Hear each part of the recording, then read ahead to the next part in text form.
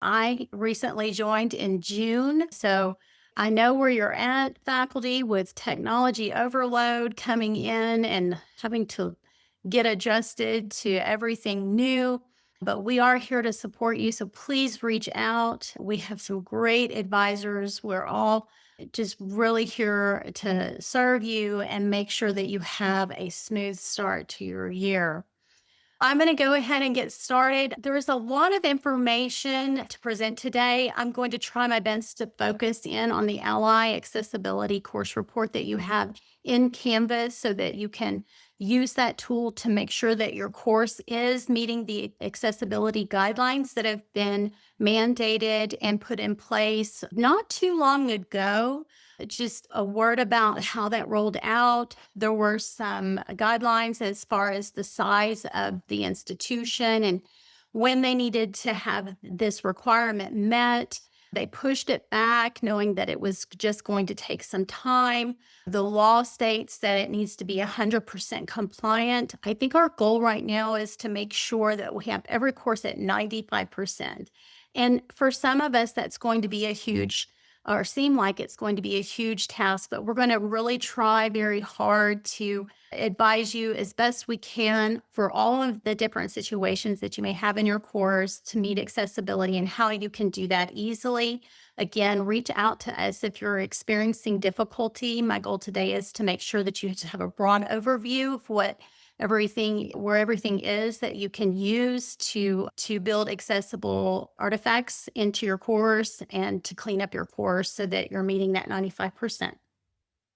If you have any questions, please drop them in the chat. If I don't get to them by the end of the session, we'll certainly make sure we're reaching out to you with more resources if you need those. I'm trying to. There we go. So, our agenda today, we're just going to briefly look at the law and your liability, some tools to remediate both in your course and then outside of your course for creating documents, the best practices, and then resources and the support that you need is here. Please reach out. The legal mandate, of course, I went over that this has recently been enacted, but ADA has always been there. And we used to think about it through the accommodation center, and they definitely play their role with this. But now it is falling more towards faculty. You are the one that is liable for your course. And so that is why this mandate is so important and affects you so personally. You are required to go ahead and make sure that all of these items in your course are accessible. And if you think about it, it doesn't just reach to accommodated students. We all have some type of accommodated learning path these days, especially with mobile devices. And this meets the needs of all learners in all situations. And if you think about it, if you're in the emergency room and you're having to wait 3 hours, as sometimes that happens, or even longer. It's nice to be able to pull out your mobile phone and maybe listen to some text in your course versus maybe reading it. So there's a lot of situations that this could apply to, and we want to make sure that we're meeting the needs for everyone. And we frequently pull these reports, and then those reports with the numbers of course accessibility, whether you're meeting that threshold, and that'll get to your departments and your chairs. But you can also go in and see what that score is at any time. I'm going to show you today where that is. So we were thinking here at the center of the best way to really present this information. And so I created this workflow process for you. Sometimes when you're trying to create these resources or clean up your accessibility issues, you get into this loop cycle where you think you've tackled it on one end, maybe in PDF, Adobe Acrobat, but then you put it in the course and it's not meeting accessibility there. So we try to think of a practical way to limit your time so it's not so much of overload on you. So these are the 5 steps. You're going to check the course first. I'm just specifically addressing Canvas right now. You're going to check that course first. You're going to clean out the clutter that you don't need. And we're going to talk about that using the Tidy Up tool, especially if you've inherited a course. So you've imported a course into your live shell and you look at the course report and you're like, oh my gosh, it says 40%. instead of somewhere more acceptable, what you can do to clean out those old resources that maybe you're not even going to use. And I'm going to show you how, or we're going to go over that tidy up and how you can do that really quickly. And then focusing in on the big four. I think this is probably the step, maybe step three and some of step four, where you might spend the majority of your time. But in thinking about those two steps in particular, what I like to do is think on the front end. What can I do on the front end? What are some best practices that I can do when I'm creating documents henceforth so that I'm not running into this same issue every single time with documents? And you may feel a little overburdened at first because of the amount of information that hasn't been done yet and hasn't been remediated. But as you're going forward, putting these best practices into your workflow process will, at least over time, release that burden from you. And then finally, getting support is really, we're all going to need help in this digital age to meet this mandate. So when you check your course in Ally or through your Canvas, or in your Canvas course, and you use the tool Ally tool, and I'll show you here in a minute, you're going to get these gauges, and these gauges are going to assess that particular file for certain criteria that would meet accessibility. And then it's going to score it. And then, of course, red, we've got the yellow, we've got a light green and a green. And this is an easy way to really see what content you may need to address first to boost that score quickly. And that is the goal. Let's get the hard stuff done first. The easy stuff usually only takes a couple of seconds if you're accessing that or through that Ally tool. And you can see my little visual. Here's some things to note in your course, just visual, what it looks like. Okay, so I'm going to move my share tool here so that I can go into a course. You should be looking at a sandbox here. It says sandbox number 2, Angela McGuire, and you see my course accessibility score is at 97%. Just full disclaimer, I just got here in June, so I only have a few things in my sandbox. But that is an absolutely beautiful score to have. When you open up that Ally tool, it's going to be on in your course on the navigation. If it isn't enabled, you can go to your settings in your course and enable it and then move it anywhere in your navigation panel that you want to do. But you're going to click on that and it's going to open up that accessibility score, and it's an overview. And you're going to see that I'm sitting at 47 documents, content, what images, everything in my course at 47 items. And especially if you inherited a course, you're going to have a lot more than that. And then it has a good breakdown of it. You can view all of those here. And then it moves to the major issues that it's seeing. I've got one content for fixing low scoring, or one item for low content, and then 2 here, and then remaining issues down here. I can click anywhere in here to start addressing these issues. Also, I can go to just all content and I can see pages and pages of content that I have. And I can scroll through and I can see the score or how many of those each that I have. So you can access these documents and start to remediate within this course tool pretty quickly. I'm going to go back to overview and I'm just going to pick one of the items down here to start and see what it says. It says I've got something in here. This is a sheet I created actually for our session today. And what I want to do is click on that again, and it's going to come up with a little area over here on the right, and it's going to tell me immediately what is the issue. It's sitting at 7%, and I definitely want to fix that. Now, what I did to create this document on the front end was I went to my friendly AI chat tool and I said, make sure this is fit for accessibility. It said it was, and now I'm putting it in the course and it says it's not. And that can be very frustrating. And so that's where that workflow process kind of starts, where, okay, we've got a document, we thought it was accessible, now we've put it in the course and it says it's not. Usually Ally is going to help you fix these things pretty quickly.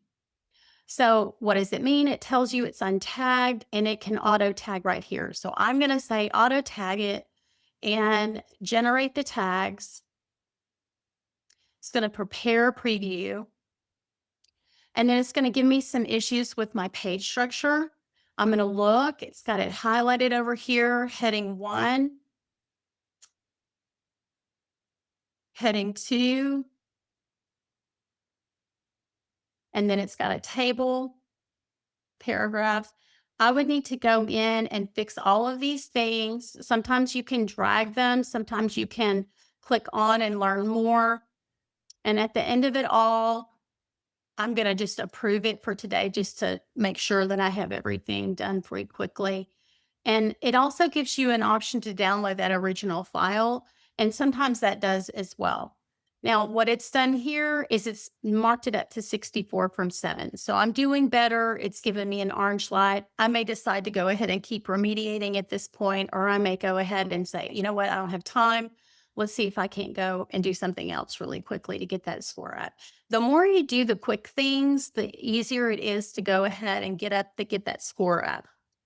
So if you and now I'm up to 99%. So that's good. Again, I don't have that many things in, of course. I'm going to go back to my presentation here. With the Ally tool, there's just a lot of different features that Ally can do for you. It can set language setting. It can, oh my gosh, help me. Oh, the image alt texting. It can do a lot in that little box right there. So just work through the process. It's a really good guidance feature. The second tool that you have in Canvas is the Tidy Up tool. And this one's nice. I'm going to pop back over into my dashboard for Canvas and show you where the Tidy Up tool is. Here's our Teach Like a Text. I'm going to use that as an example today for the Tidy Up because it has a lot more files. But I'm going to go into the course. And again, my Tidy Up is here on my left-hand side. And if it's not enabled, you can go to settings and enable it and then move it anywhere that you need to. If you don't want it visible, you don't have to have it visible. You can see the setting navigation screen. It'll walk you through how to set that up correctly. But just make sure you have it where you can see it. You're going to go into Tidy Up. And what it's going to do is it's going to ask you to scan the course. And this is where it's really helpful sometimes, especially once you've scanned it, you're going to see a list of all your files. You might want to open it in another tab because once you click into a file, if you then want to go back and scan again, you have to open up another tab to do it. So just go ahead and multi-tab this so that you can see what's going on. So we're going to scan the course. And again, if you don't have a lot in your course, it may not take that long, but if you do, it may take a few minutes to launch that. But what's going to happen is you're going to see a list of all the files in your course, and you're going to see multiple, especially if you've imported a course, multiple duplicates. And this is where you can really boost your score is you can delete any files that are maybe duplicates, maybe images that you haven't really used or you don't need anymore. Old syllabi may have been inherited, but you do want to check and see what those are first to make sure that you do not delete something that you can't get back. Because that is the one thing about Tidy Up is once you delete it, it is gone forever. So do make sure that you see those. That you're checking that content out first. You can see up here, you can look at files, but you can also see folders and then the Canvas content itself. It gives you some helpful hints here. It lets you know if it's published, unpublished. I'm going to go back to files and then you can just do a search. Let me see if I can't maximize here. And then over here on the side, you might see trash cans. And those might be some things that you could easily go ahead and delete. You can from there, but always go in and check that you're not deleting something that you might need. Once you've done that, then you can scan your course again and you'll see an instant rise in your score. Okay. I'm going to move on. All right, now we're to step 3. I'm going to try to hurry through this process as much as I can, but there's just so much information. I feel like I get stuck on one thing. You've got about 12 minutes left. Okay, thank you. The 4 big things about remediating in step 3 are going to be those headings. And I'm speaking about when you're creating Word documents, PDF documents that you have, PowerPoint presentations, any of those instructional materials that you're going to use to feed content to students, and even downloaded items from the internet. That those seem to be really tricky because you never really know where the primary source was for those documents. So you really do have to spend some time. I want to take a brief pause and talk about publisher content. One of the things that we've noticed is that publisher content doesn't necessarily need to meet this mandate at 100% for digital equity and accessibility until after we have. They have maybe a little longer, just depending on the size of their company. And what we've noticed is that a lot of the publisher content that's downloaded from maybe a website and then you upload it into your course doesn't meet accessibility. My recommendation there is to take the easiest path that you can because there's some copyright issues when you're possibly alt texting images or moving things around or auto tagging things in a document that you don't own.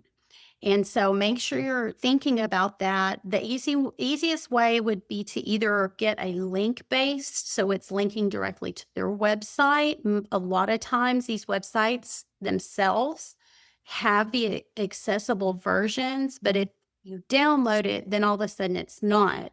The other thing is to reach out to the publisher to see if they have an accessible version yet that you can download. We've noticed some success there as well. And if you're running into that issue a lot, please reach out to us so that we can guide you the best method or easiest way to deal with that issue. But then also hyperlinks. This is a big one. Used to we would have the little click here buttons and things in our courses that led you to wherever you needed to go. But that's not accessible at all for a screen reader. It doesn't make any sense. Whenever you're renaming links, just call it exactly what it is. And it doesn't matter how long the link name is, you can do that. The alt text imaging for images, when you're putting in the description of your image, make sure it's as descriptive as it can, but only the content that they need. And then table formatting. A lot of times, and I'm really guilty of this, I would use pictures in my tables. And that is not a good best practice anymore because tables are really more for data, not for visuals. So making sure that you have headings on all of your tables and just repeat that process is the best way to go about there. And then the PDFs are really tricky. You saw the one that I had earlier that I went into my trusty AI and said, please make accessible following the WCAG guidelines. And it said it was, and then I popped it into Ally. And so there are some ways that you can do that in Adobe itself to fix those things. And so with PDFs in particular, I like to, before I put them into a course, go and open it up in the desktop app itself. Don't use the web versions of Microsoft or PowerPoint or Adobe. Use the desktops because they're going to have a more robust accessibility guidance for you. But I put them in and I work through their process sometimes to do that, and it works better as well. But I always check it in Ally first, just in case, because it may be okay. Okay, so I'm going to try to pop into, how much time do I have? I just have a couple of minutes. I want to, let me see if I can't get here. Oh, my share screen is being difficult. I want to stop the share here and then I'm going to go into a different screen. Again, I apologize. I have so many screens open. It looks like you have 8 minutes, Angie. Okay, thank you. I'm going to go here to my PDF, my Adobe. If you don't have the Adobe Pro, it is free to use. You can reach out to IT if you need to, but you can go to the company portal through the Tarleton website. You can access that. I like to always just search company portal. It will come up with the correct link. But then there's also, I believe on the right-hand side through my gateway, there's like the company portal. You can request and download that for free. Also Office 365, you have access to that as well. So if you have some trouble with that, reach out to IT, but go ahead and try downloading that to your laptop first. So in Adobe, I'm trying to move my share. There we go. I see my tools. If you look at this document right here is just a PDF that I pulled up. To access the accessibility checker, you're going to go to all tools and you're going to scroll until you see, you may have to view more, prepare for accessibility. You're going to click prepare for accessibility, and then you're going to check for accessibility. And then it gives you some options. They're all defaulted. I just go ahead and start checking. And then on your right side, it's going to come up with an accessibility checker platform, a document box here, and you can click on the different areas here and then begin to address any issues that Adobe is flagging. It'll give you the report here is very detailed. There's also a guidance feature, and you can set up the assistance. And what it will do is it'll walk you through the accessibility issues one by one so that you can take care of those. Microsoft Word and PowerPoint also have those accessibility checkers in your tools menu.